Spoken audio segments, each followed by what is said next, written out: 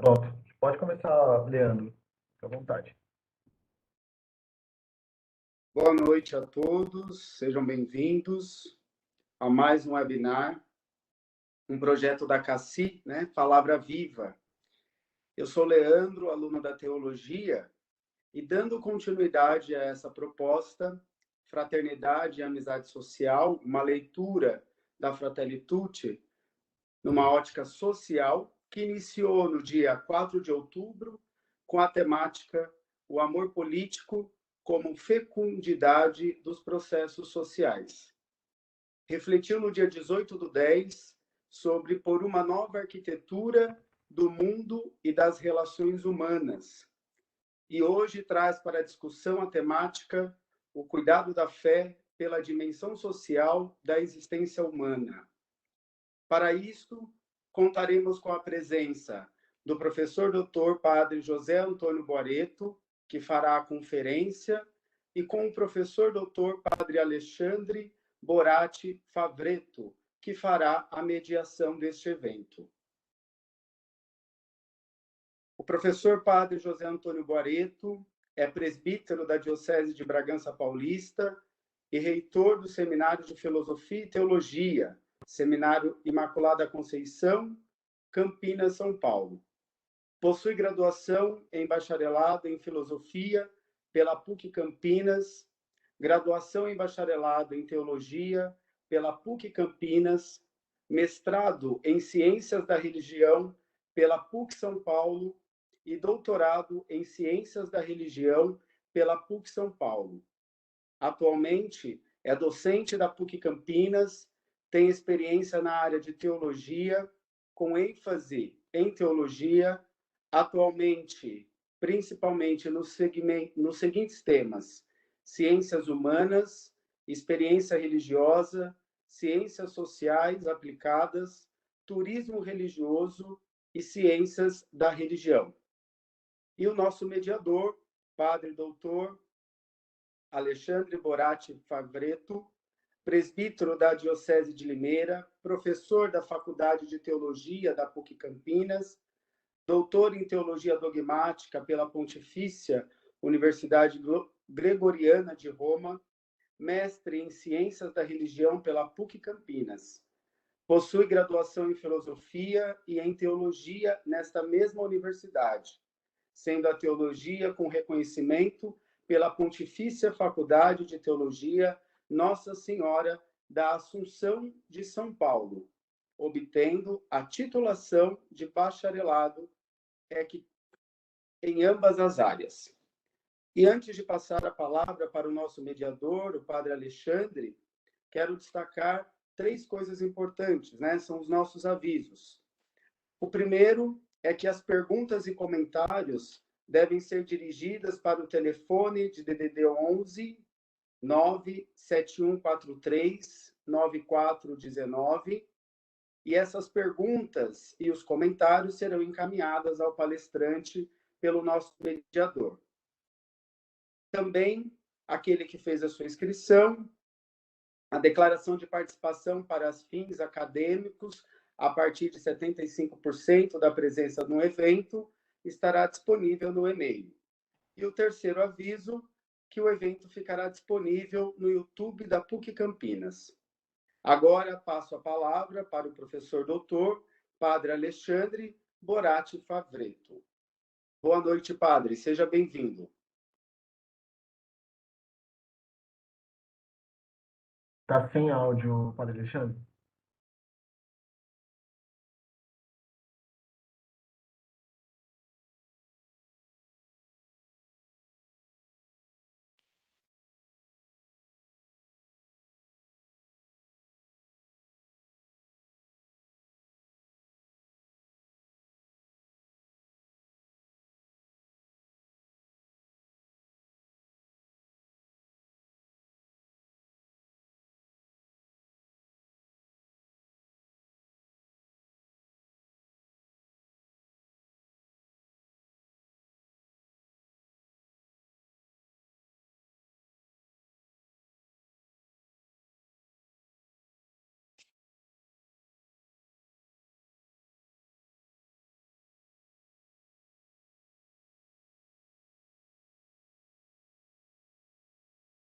Padre Alexandre, o seu áudio tá ruim.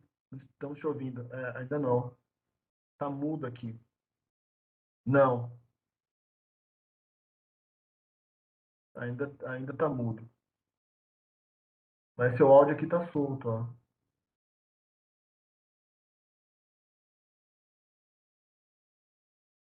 Ainda não.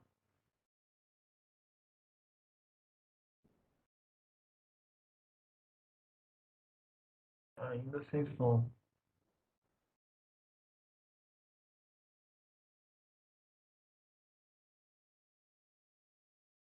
Tentando.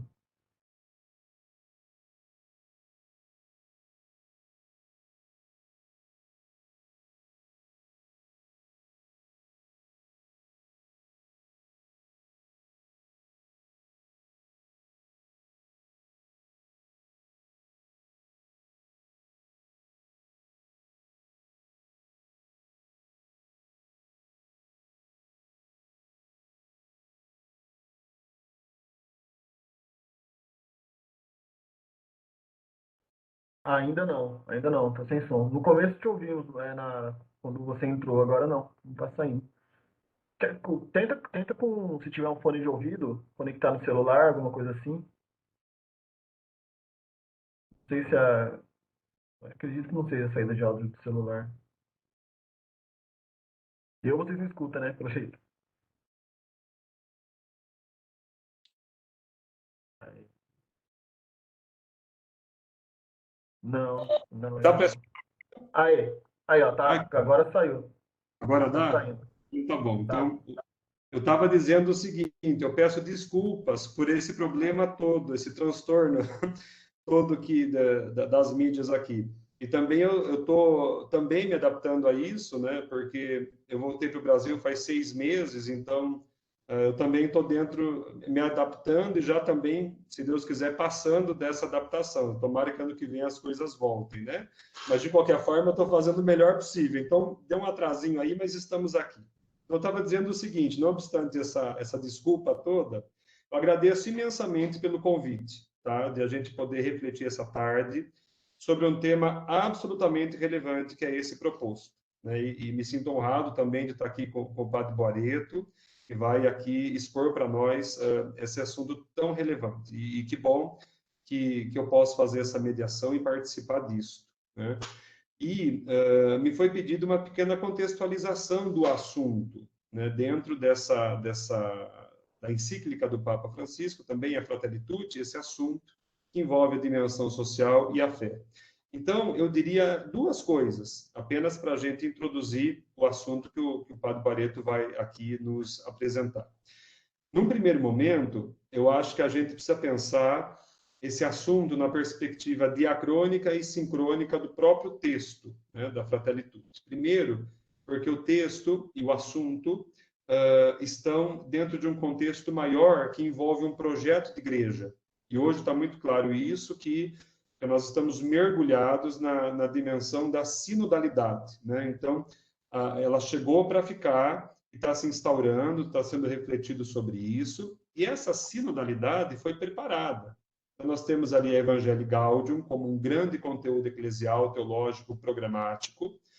Temos a Laudato Si, com a concretização do que a gente pode chamar de teologia ecológica, e agora a Fratelli Tutti, que é uma encíclica com essa dimensão social e, portanto, enriquece e completa, integra todos esses âmbitos que dizem respeito à nossa maneira de ser igreja e à nossa fé. Então, numa leitura mais ampla, a gente tem que contextualizar esse assunto dentro desse projeto maior de igreja, sobre o qual nós estamos participando, né? Ele começou, a gente está aí num projeto, um processo, e vamos ver como é que isso vai se concluir. No segundo momento, pensar a dinâmica interna desse documento com esse assunto, né? Se a gente pegar a Fratelli Tutti, nós vimos que o Papa Francisco, a gente acredita que pode afirmar isso, pensou esse documento em 3 grandes momentos: um socioanalítico, um hermenêutico e um teórico prático, que é o nosso método, afinal, ver, julgar e agir. Eu diria que o socioanalítico ficou ali pelo capítulo 1º, onde nós temos uma análise de conjuntura muito bem feita, muito sólida, muito clara. Temos um momento hermenêutico, com o bom samaritano, no capítulo 2, e depois, sendo que são 8 capítulos, dos capítulos 3 ao 8, ele tem toda aquela parte prática, né? Então, ali, a gente tem, assim, projetos, pistas sociais de ação, porque, afinal, o documento traz a dimensão social da fé. E eu diria que uma chave hermenêutica é o tema do migrante. Então, esse é o contexto em que nós estamos. E que bom, nós temos aqui agora o padre Boreto, dentro desse contexto todo, esse feliz contexto, para poder abrilhantar aqui a nossa reflexão sobre essa temática tão importante, que tem como coração, afinal, a irrenunciável dimensão social da nossa fé. Então, padre, obrigado também pela sua disposição de falar conosco, de refletir conosco. Nós estamos aqui, então, dispostos a escutá-lo. E depois vocês podem enviar as perguntas e a gente vai repassar para o padre Boreto. Mas, nesse momento, todos estamos, então, assim, sedentos de mergulhar um pouco mais nesse assunto. Tá bem? Agradeço uma vez mais e a palavra está com o senhor. Eu agradeço, Alexandre, agradeço, Leandro, Gabriel, que está aqui nos ajudando. Agradeço a Lúcia, a professora Lúcia, o convite por estar aqui. E diria que só seus dois apontamentos já dava para a gente fazer uma discussão aqui, né? Já dava para a gente fazer a conversa. E agradeço, Alexandre, até anotei aqui, e de alguma forma você me faz pensar uma discussão que a gente tem feito em Ciências da Religião, que é religião e espaço público. Como hoje a gente, com uma linguagem confessional, pode se tornar credível dentro do espaço público, sobretudo por uma ética dos afetos. E quando eu venho com o tema, sobretudo aí, do cuidado da fé, com certeza que pretendo aqui falar é sobre essa ética dos afetos, que é por onde a gente pode tornar credível, na maneira, não que eu compreendo, mas como eu tenho observado, sobretudo o cardeal Tolentino, com a sua teologia dos afetos, o próprio Papa Francisco, como nós vamos ver aqui, sobretudo com o tema da amorosidade, como que, através dessa perspectiva da ternura, do cuidado, do carinho, nós podemos levar essa ética dos afetos para uma sociedade que está cada vez mais indiferente e que precisa, né, se humanizar,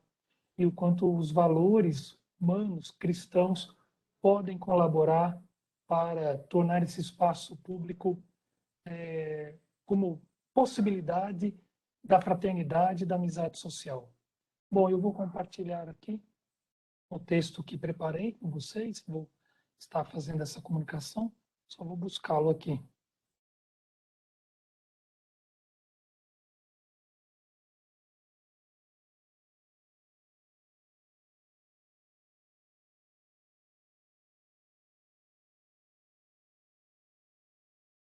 O cuidado da fé pela dimensão social da existência humana. O Papa Francisco, no dia 3 de outubro de 2020, assinou em Assis a encíclica Fratelli Tutti, Todos Irmãos, sobre a fraternidade universal e a amizade social. Uma das motivações dessa encíclica foi a memória do encontro de São Francisco de Assis com o sultão Malik há 800 anos. Peregrinando à Terra Santa, teria São Francisco pedido acolhida ao sultão, e este teria oferecido sua hospitalidade a ele. A atitude de São Francisco é um sinal de fraternidade universal e amizade social. Em 2019, o Papa Francisco viajou para Abu Dhabi, capital de Emirados Árabes, e lá encontrou-se com o grande imã Toilá, e juntos assinaram uma declaração sobre a fraternidade humana. Essa declaração é considerada um marco no diálogo interreligioso, pois consolida o empenho das duas religiões em promover a tolerância religiosa contra o terrorismo e a instrumentalização da religião.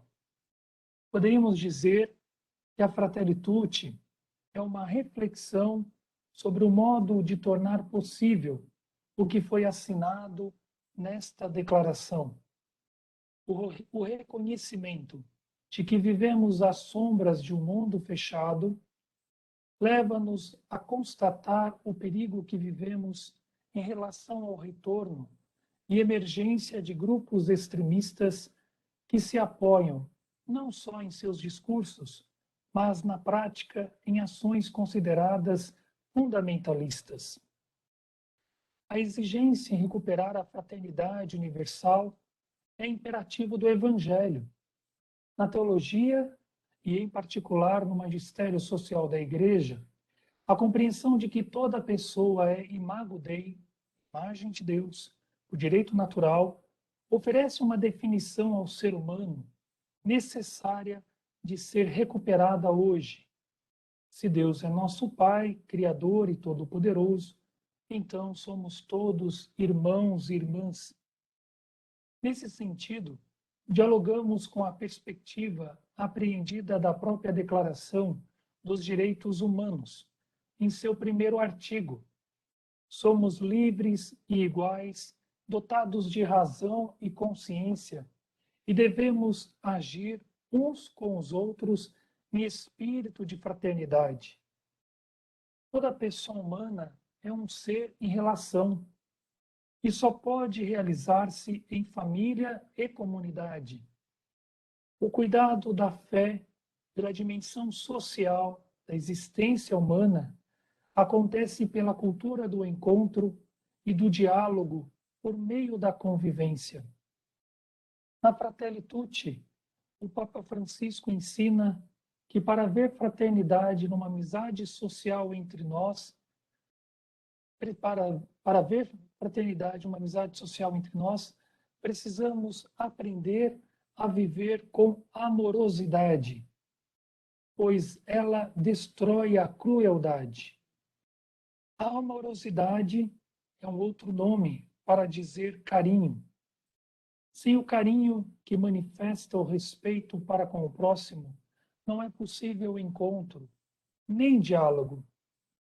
Primeiramente, esta amorosidade ou carinho deve ser demonstrado na família, entre os membros da própria casa. Hoje em dia, as fake news, fruto da polarização nas mídias sociais, têm feito crescer a indiferença entre os próprios familiares. A cultura neoliberal já trouxe para dentro do lar uma perspectiva de mercado, e as relações são pautadas pela perspectiva do bem-estar econômico. A mesma situação se observa em relação à sociedade. O mundo da exclusão é gritante, pois o descarte ocorre principalmente entre jovens e idosos. A juventude não encontra lugar no mercado de trabalho formal. Não há emprego para eles. E os idosos são colocados à margem, como não capazes de produzir. Diante desta lógica que se impõe como pensamento único, podemos observar suas consequências na exploração do homem pelo homem e pela natureza. Diante desta situação de injustiça social e ambiental, faz-se necessário recuperar o carinho como cuidado com tudo o que existe. Para isso, a nossa própria racionalidade precisa ser mais integrada com o coração e as mãos. Para usar uma expressão do Papa Francisco sobre a educação integral e, consequentemente, educar para o diálogo, para a alteridade, como ele propõe com o Pacto Educativo Global. A amorosidade aqui não é atitude romântica, mas antes demonstra-se como ação efetiva e afetiva pelo próximo, ou melhor, primeiramente, afetiva e efetiva pelo próximo e pelo mundo que habitamos, por nossa casa comum. Na exortação apostólica pós-sinodal querida Amazônia, ensina-nos que a indignação é próprio de quem ama. Para haver diálogo, o carinho é fundamental, enquanto a experiência da escuta deve ser com doçura. Isso significa que para ouvir as pessoas, precisamos colocarmos-nos em atitude de ouvir com cuidado. Não é possível dar atenção ao outro sem o carinho, pois sem a ternura não somos capazes de acolher o outro em sua fragilidade. E hoje é fundamental para diminuirmos o jogar pedras, acolher com docilidade. Cada vez mais precisamos recuperar o que seja a empatia, ou mesmo a simpatia.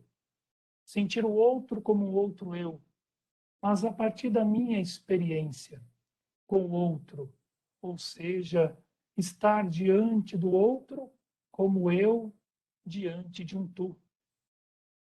Diz ainda o Papa Francisco, entre o protesto violento e a indiferença egoísta, o diálogo é sempre um caminho possível. No final da encíclica, ao citar o beato Charles de Foucault, diz que ele pedia a um amigo para ser o irmão de todos. Acredito que nós também precisamos hoje fazer a mesma oração ou refletir sobre a mesma expressão.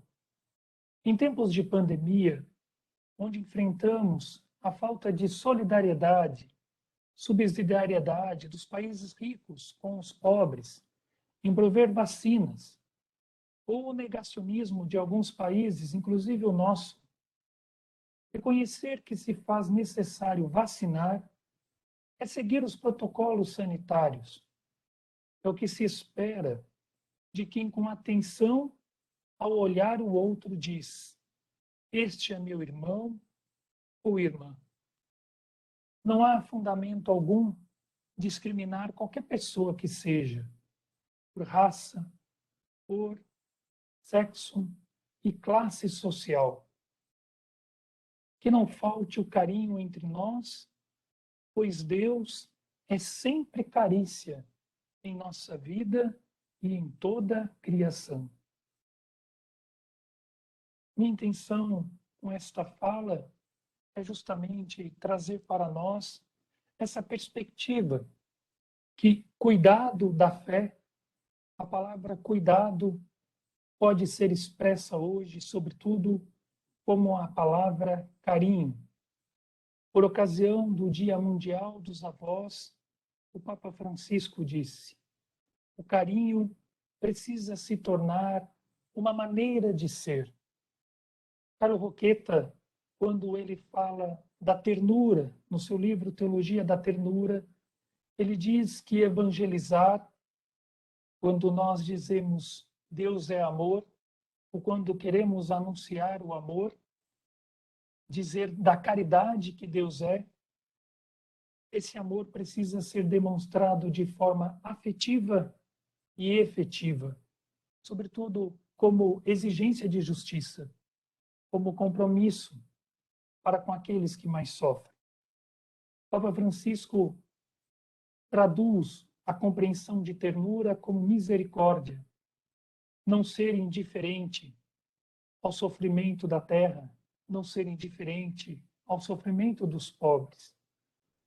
E Cardeal Tolentino, quando fala de uma teologia dos afetos, está nos dizendo que precisamos descobrir e compreender a importância de falar mais com o corpo, pois o corpo sente, e pelos sentidos nós podemos experimentar a presença de Deus, como Ele muito vai assim nos propor, através de suas reflexões a partir do pensamento de Simone Weil, da atenção.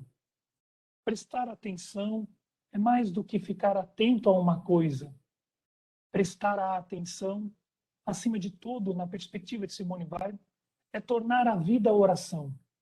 E, nesse sentido, perceber essa presença do Senhor que cria hoje, que salva hoje, que está presente hoje, que faz maravilhas hoje. É captar essa presença do Senhor que se manifesta nas coisas, que se manifesta nas relações, na criação. É perceber e dar a atenção a essa presença, buscando cada vez mais ser despojado. Quanto mais despojados, mais livres, mais abertos para fazer essa experiência dessa presença e, sobretudo, abertos para acolher esta amorosidade, esta carícia que vem do próprio Deus. Que não falte o carinho entre nós, pois Deus é sempre carícia em nossa vida e em toda a criação. Que não falte entre nós o carinho necessário para aprender a cuidar de tudo com muito amor.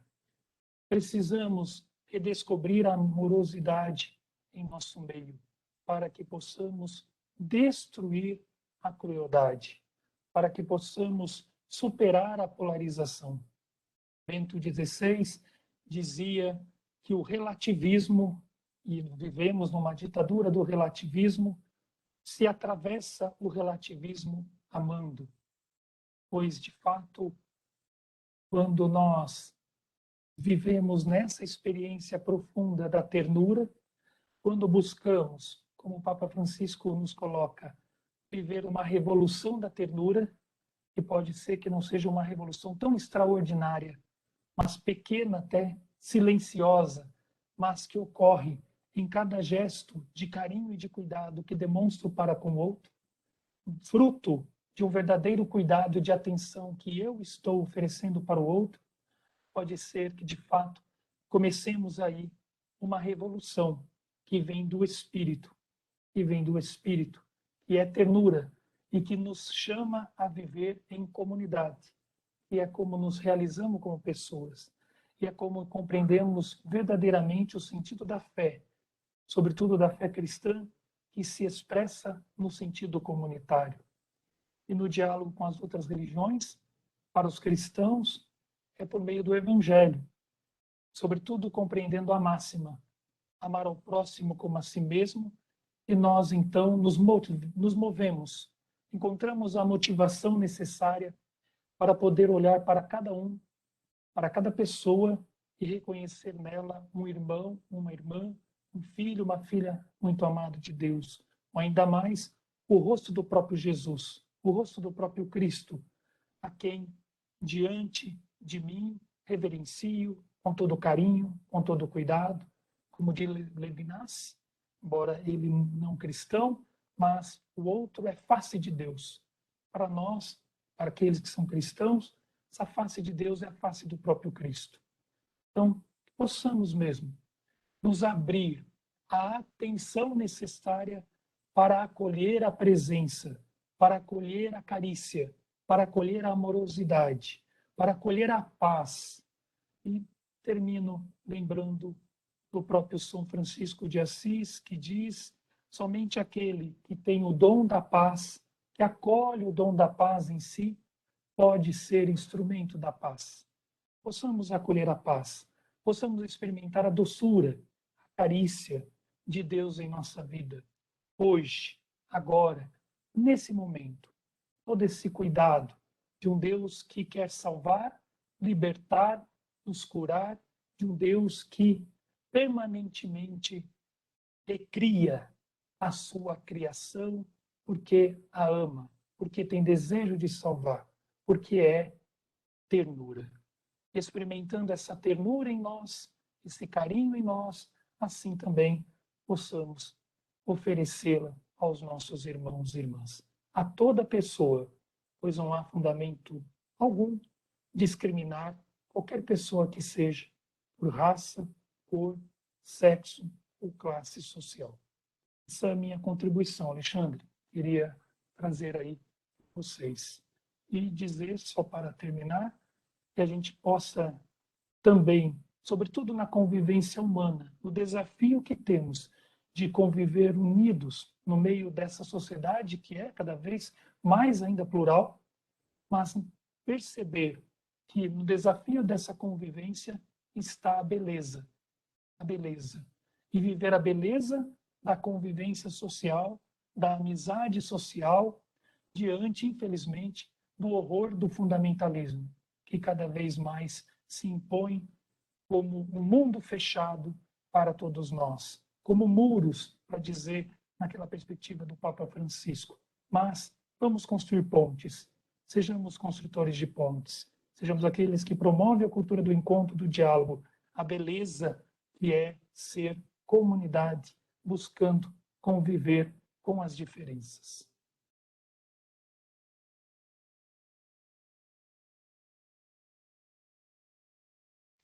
Padre Barreto, então obrigado, muito obrigado mesmo pela sua contribuição, pela sua fala aqui.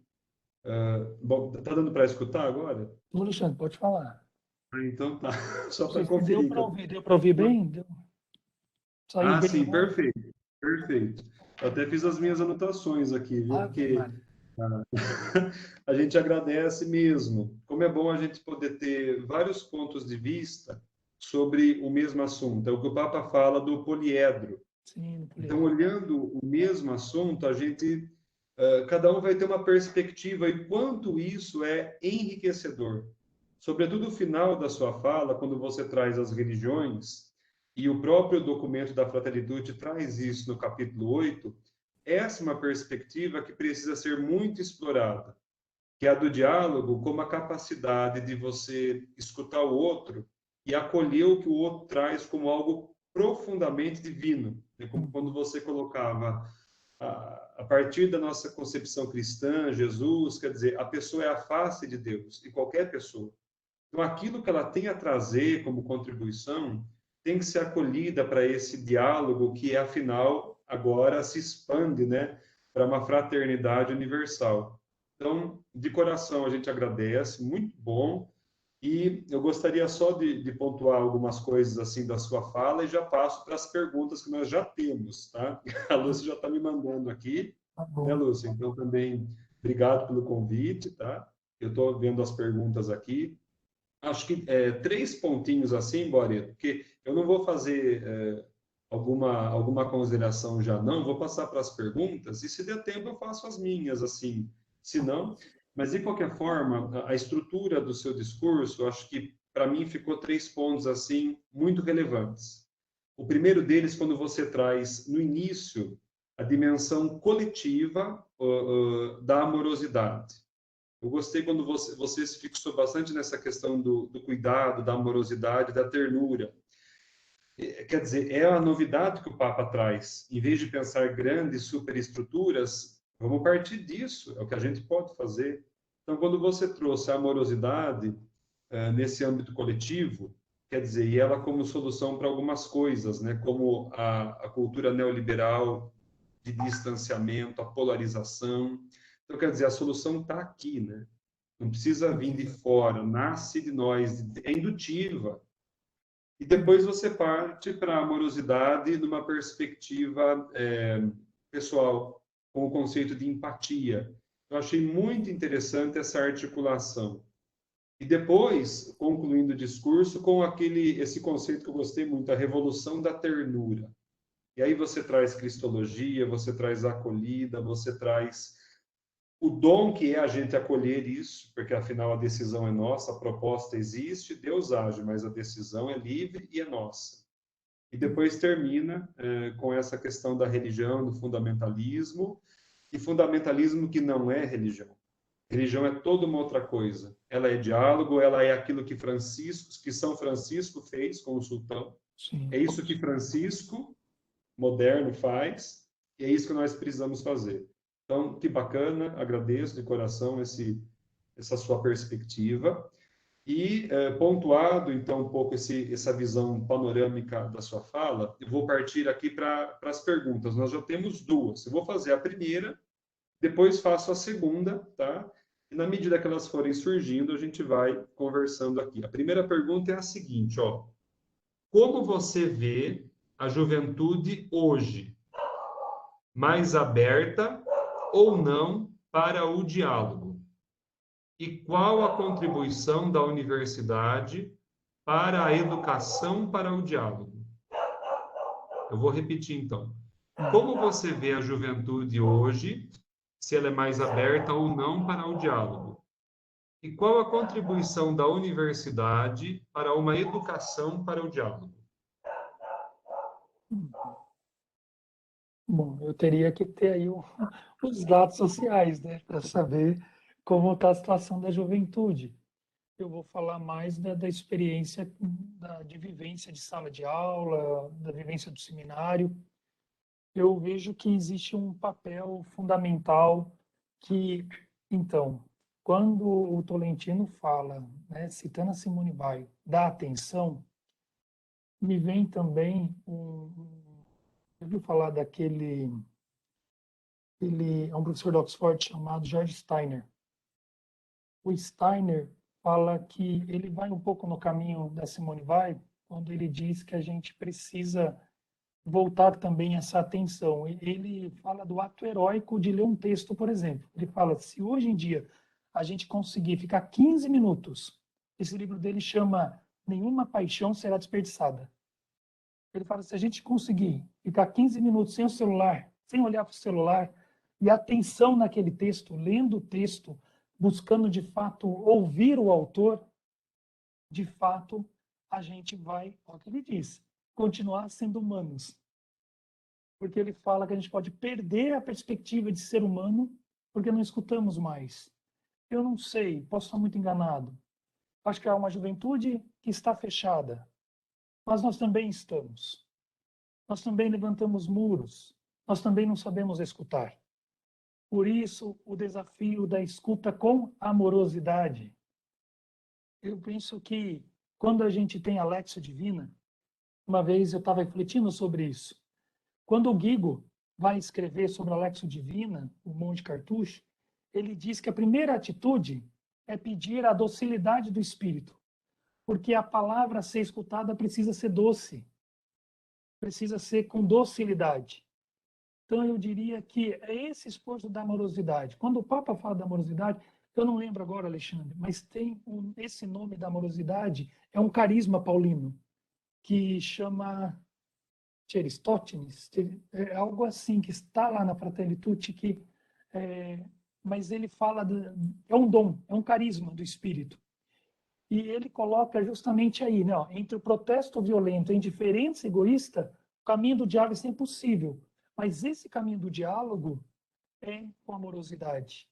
Eu penso que pode ser que está faltando aquele diálogo intergeracional que o Papa fala, entre os jovens e os idosos, mas não só, entre as gerações de modo geral. Entre as gerações. E a gente tem que, para construir pontes com a juventude. E penso que seja possível. Agora, o professor Tamayo fala em relação às religiões, entre o diálogo das religiões. Ele diz que o sentido da unidade no diálogo das religiões é o sofrimento. O que nos une é o sofrimento. É o que nos humaniza, é o que nos faz nos entender como humanos. Então, de repente, também, e aí quando eu olho Amores Letícia, quando eu vejo o Papa Francisco ensinando-nos a acolher a fragilidade, até como método pastoral, eu diria que a gente precisa aprender a escutar. Escutar a juventude. Acabamos de viver aí mais um Setembro Amarelo. Quantos desafios se colocam para nós?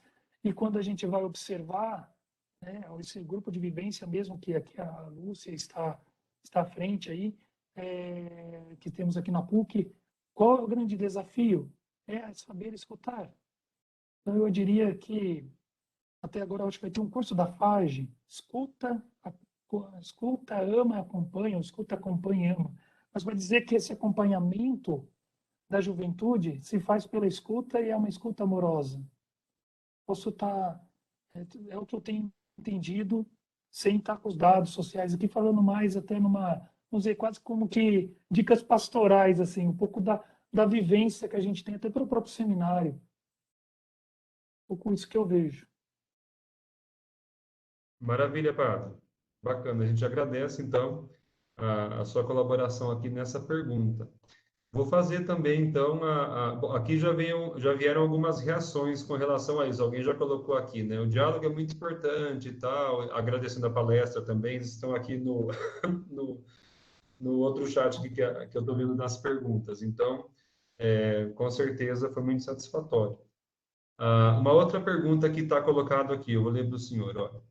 Numa sociedade marcada pela desigualdade social e injustiça, como levar esperança concretizada pelo diálogo e perdão? Vou repetir.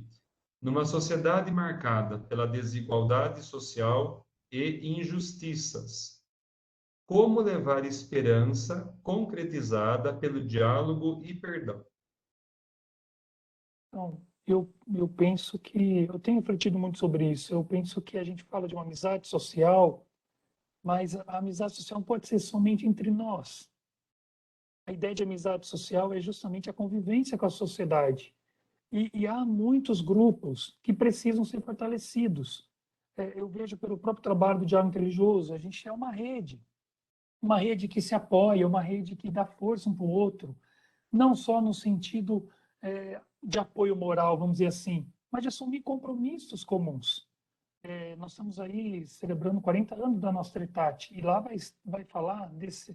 Uma das razões pelo porquê do diálogo interreligioso, por exemplo, é o empenho pelo bem comum, o empenho para trabalhar pela justiça e paz. E a gente está vendo que esse momento pede fortalecimento das redes. O quanto nós podemos fortalecer redes. Às vezes a gente está lá na paróquia, a gente tem a nossa pastoral de rua, mas tem uma ONG lá do outro lado da rua que também faz um trabalho de solidariedade junto na mesma comunidade que ambos atendemos. A gente atende a periferia ala e ambos atendem. E, de repente, pode-se pensar nesse fortalecimento de vínculos. Né? Eu penso que fortalecer redes é aquilo, né, que o provérbio africano diz, que eu gosto muito. Pessoas simples, lugares simples, fazem coisas simples, mas que geram coisas pequenas, mas que geram mudanças extraordinárias. Eu acho que fortalecer as redes, a gente está precisando disso nesse momento, né? E volta aí o tema que o Sr. Tamayo fala, né? Como o sofrimento nos une, como essa pandemia nos uniu, né? Aqueles que foram mais sensíveis, é claro, uniu em relação ao sofrimento. Quantas famílias desempregadas, quantas famílias que estão passando fome, quão necessária é essa solidariedade que se articula em prol dessas famílias. Então, o que eu vejo às vezes, Alexandre, é que o pessoal, sabe, tem meio síndrome de messianismo. Que não seja esse messianismo que está aí, nem outro. Enfim, mas nós vamos salvar, então a gente vai começar do zero. E não percebe que as pontes estão por aí. E, de repente, em vez de construir uma ponte, por mais que seja uma boa intenção, mas levanta um muro e fecha-se ali na sua experiência. Então, quanto é importante, olha aí o diálogo de novo, a cultura do encontro, do diálogo. E o quanto é importante fortalecer redes, quanto é necessário.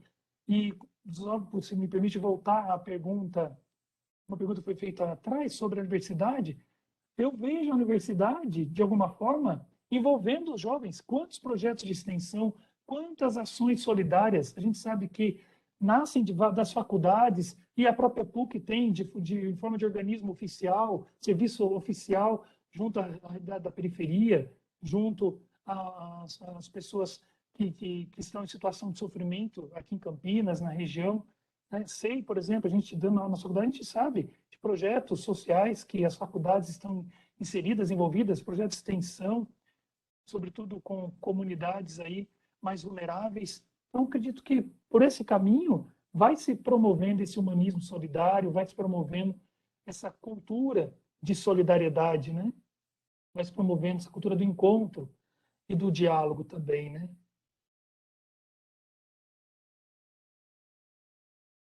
Sem contar que eu acho que a melhor maneira de mudar isso tudo, de ter essa esperança, fazer essa revolução de ternura de fato, é você entrar para a política.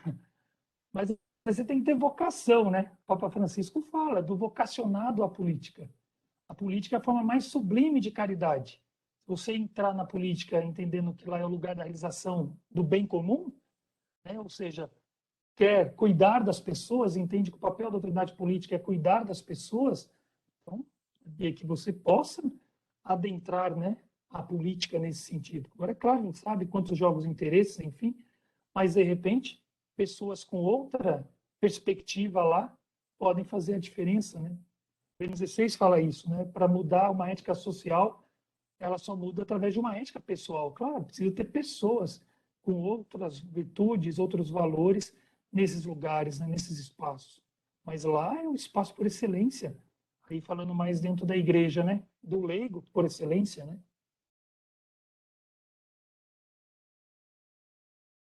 Uhum. Padre, tem mais uma pergunta aqui, o senhor está vendo que o tema do diálogo ele está reincidente, acho que é uma Agora demanda. está dialogando. O tema do É. diálogo está dialogando, é bom. Vamos aprofundando, quer dizer, esse argumento. Então, aqui ó, pergunta-se assim, ó, o senhor percebe avanços no diálogo interreligioso ou temos resistências? Eu diria assim, né? Nós temos avanços, e um grande avanço no diálogo interreligioso, eu diria que está vindo. Eu penso que no Brasil é muito interessante o diálogo que a gente faz com as religiões de matriz africana.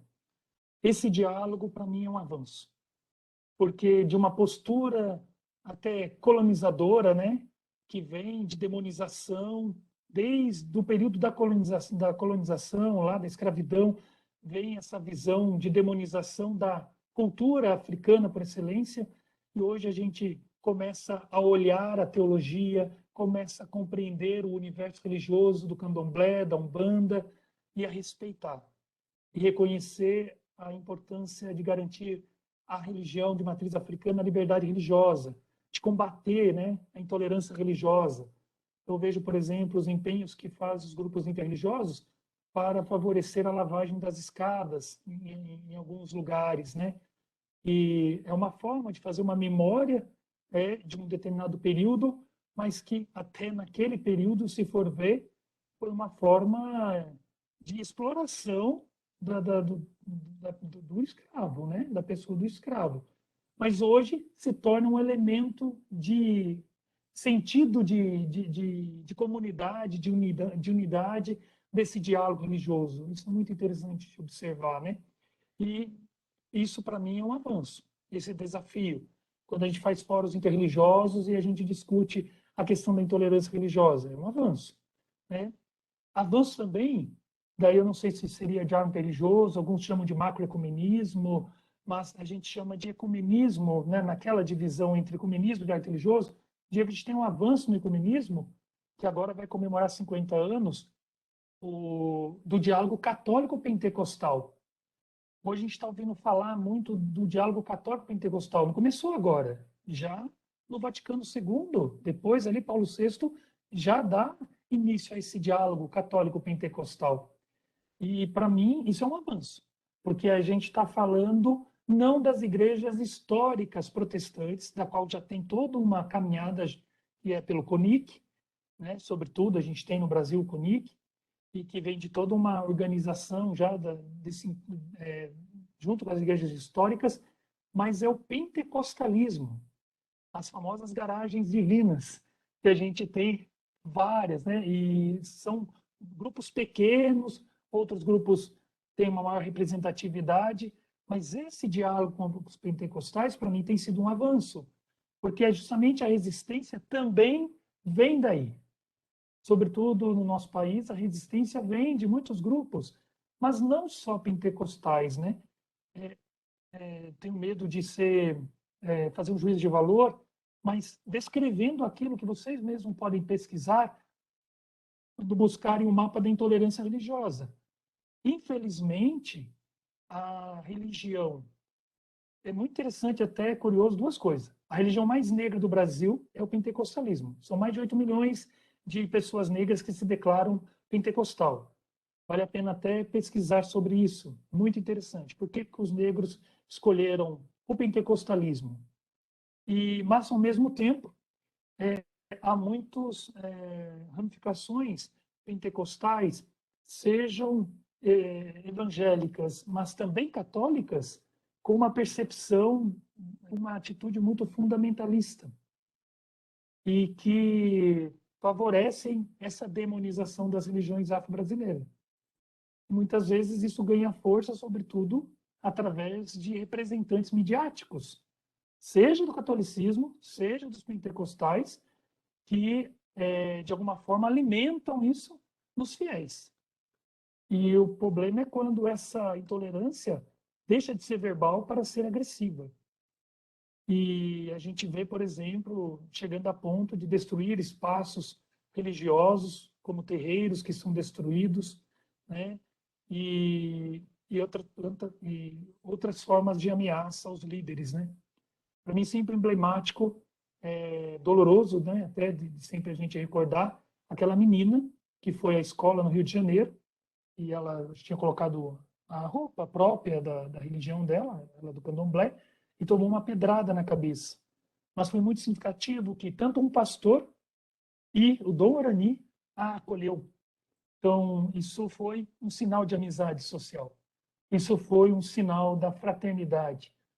É uma irmã, é uma filha de Deus. É alguém que crê, sente, pensa diferente de mim. Como diz o Papa Francisco lá, né, na Laudato Si, uma coisa de tem certeza, né?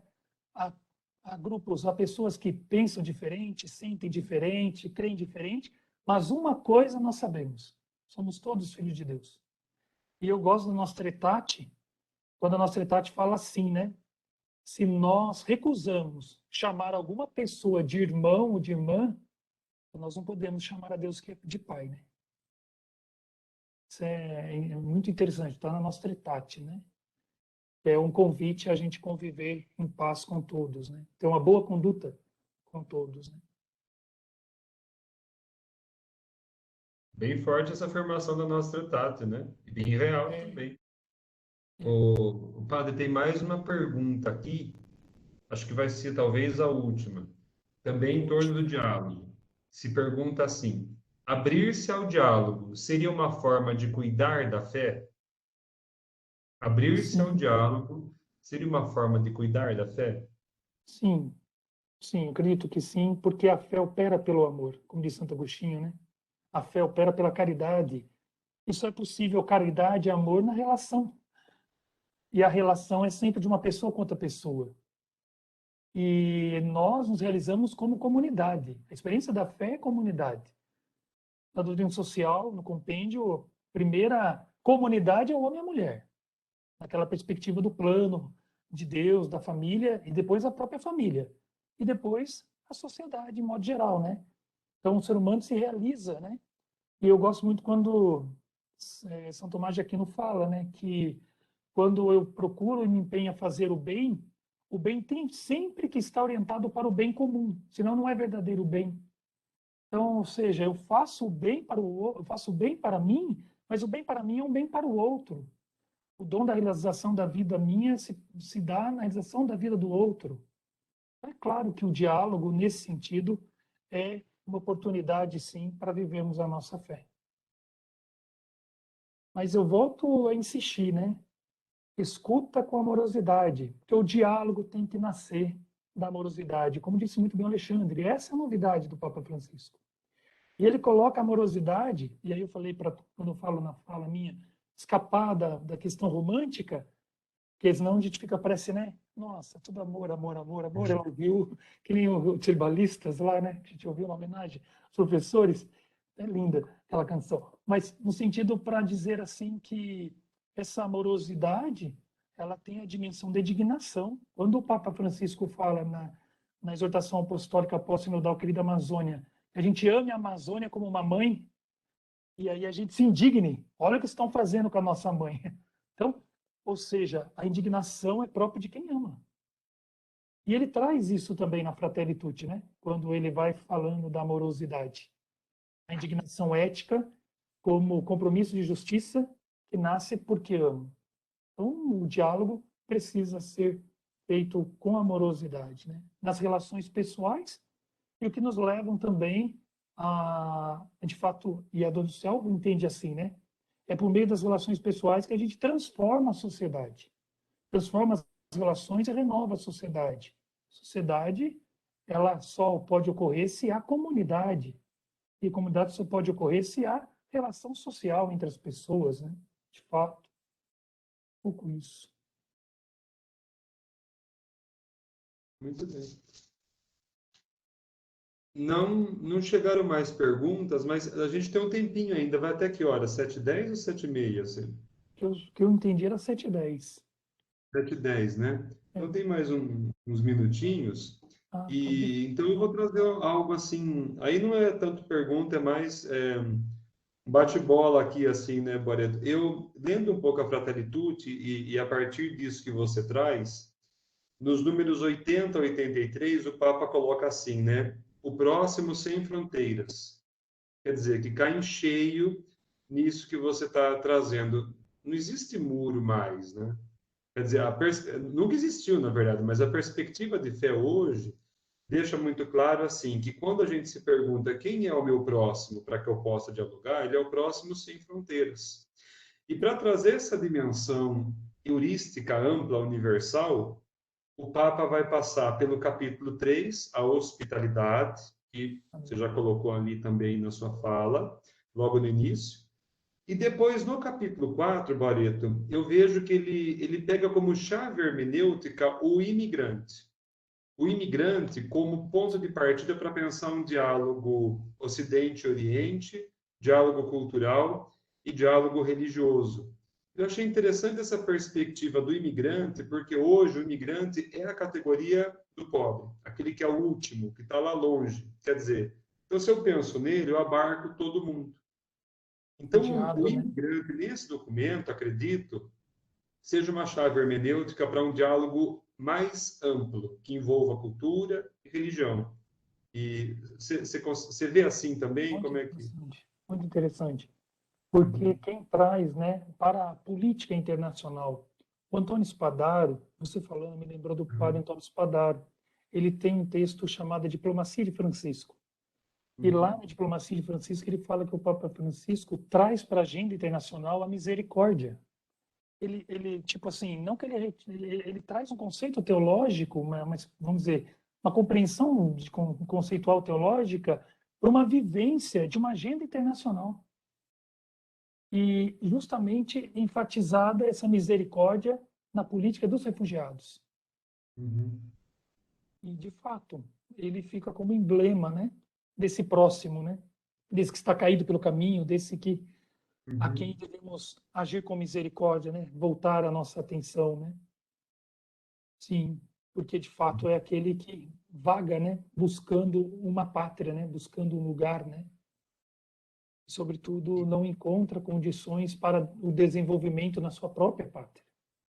E aí a gente tem essa situação no globo, que daí é o mundo fechado, que a gente pode colocar por muros fechados, né? Que é justamente as barreiras, né? Como a gente vê, por exemplo, na própria França, né? Os desafios na própria França, na Polônia, na Hungria, né? Acho que é na Hungria que chegou a fazer até muro, de fato, não permitindo a entrada dos refugiados vindo da Síria, por exemplo, né? E o professor Spadaro fala que é muito emblemático aquele encontro do Papa em Lampedusa, onde ele chama ali é emblemático também nesse sentido. Ele chama a atenção da humanidade, né? Seus irmãos estão naufragando, e aí? São seus irmãos. Eles estão buscando um lugar, né? Estão buscando acolhida, buscando hospitalidade.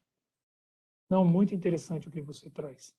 E aí a gente entra naquela discussão lá primeira sobre a religião e espaço público, né?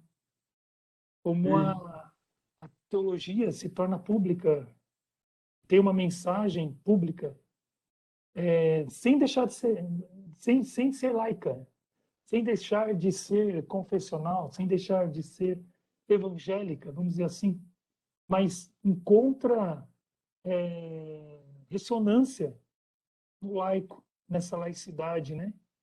E então a laicidade também pode ser positiva nesse sentido, né?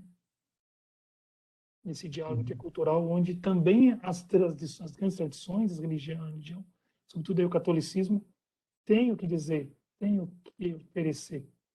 na Caritas in Veritate, o Papa Bento XVI fala sobre refundar o bem comum. E ele acredita que para refundar o bem comum é preciso a legalidade, a ética, a sociedade recuperar, mas, sobretudo, recuperar a consciência religiosa de fraternidade. E aí você, nossa, muito feliz na sua fala. Com certeza, daí esse irmão universal é o migrante, né?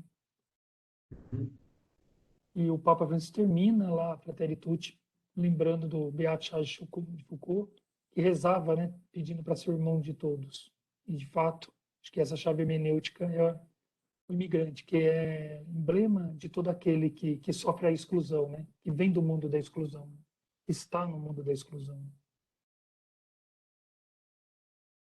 Interessante. Padre, então, muito obrigado pela sua palestra, pelas respostas também que giraram sobretudo em torno do tema do diálogo, né? Então, essa fraternidade universal.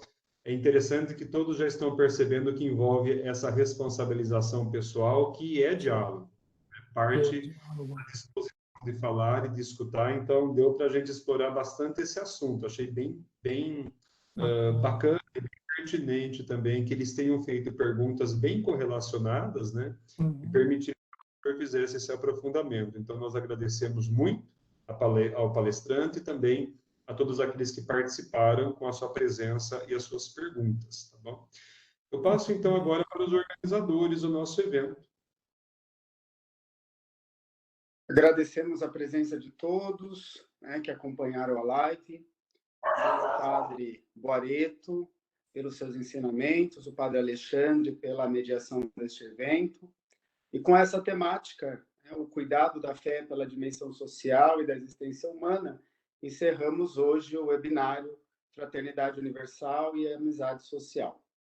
O projeto Palavra Viva da CACI nos trouxe temáticas que estimularam o pensamento crítico no meio acadêmico acerca dessa separação entre o indivíduo e a comunidade humana presente na sociedade contemporânea, e uma compreensão real, né, trazendo, na verdade, uma nova compreensão e o significado do termo fraternidade, retirando-nos no campo abstrato, mais romântico, como o Padre Boareto nos trouxe, e inserindo-os no campo prático, para o fortalecimento das relações, uma ênfase ao ser que é interrelacional.